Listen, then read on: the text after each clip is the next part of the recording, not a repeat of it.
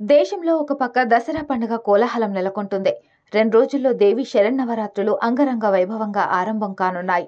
అన్ని రాష్ట్రాలు పండుగ శోభను సంతరించుకుంటున్నాయి. అమ్మవారి ఆలయాలన్నీ ముస్తాబవుతున్నాయి.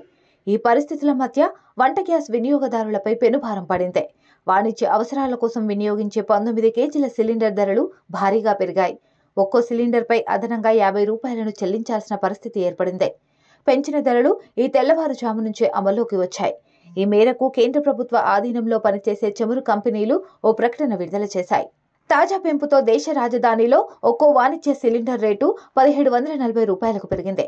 కోల్కతా 1850 రూపాయలు, ముంబై 1694 రూపాయలు, చెన్నై 1903 రూపాయలు పలుకుతుంది. నెల రోజుల వ్యవధిలో కమర్షియల్ వంట గ్యాస్ సిలిండర్ల ధరలు పెరగడం వరుసగా ఇది మూడోసారి. కిందటి నెల కూడా వాటి రేట్లను పెంచాయి చమురు కంపెనీలు. ఒక్కో సిలిండర్ మీద ₹8.50 సెప్టెంబర్ 1వ తేదీన 39 రూపాయల మేర భారాన్ని మోపాయి. ఇప్పుడు మళ్లీ 50 రూపాయల చొప్పున పెంచాయి.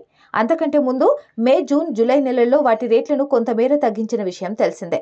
మే నెలలో 19 రూపాయలు, జూన్లో 69 రూపాయలు, జూలైలో 30 రూపాయల మేర తగ్గించాయి. కమర్షియల్ వంట గ్యాస్ వినియోగదారులకు ఊరట కల్పించాయి. ఇప్పుడు మళ్లీ వాటి రేట్లను 39 రూపాయల వరకు పెంచాయి. గృహ అవసరాల కోసం వినియోగించే వంట గ్యాస్ కనెక్షన్ ధరలో ఎలాంటి మార్పు లేదు. వాటి రేట్లు యథాతథంగా కొనసాగుతున్నాయి. ఒక్కో సిలిండర్ ధర ₹803. ఇదివరకు కేంద్ర ప్రభుత్వం దారిద్ర్య రేఖకు దిగువన ఉన్న కుటుంబాలకు పంపిణీ చేసే గృహావసర వంట గ్యాస్ కనెక్షన్ ధరలో సబ్సిడీని ప్రకటించిన విషయం తెలిసిందే. ఒక్కో గ్యాస్ కనెక్షన్పై ₹200 సబ్సిడీని ఇచ్చింది.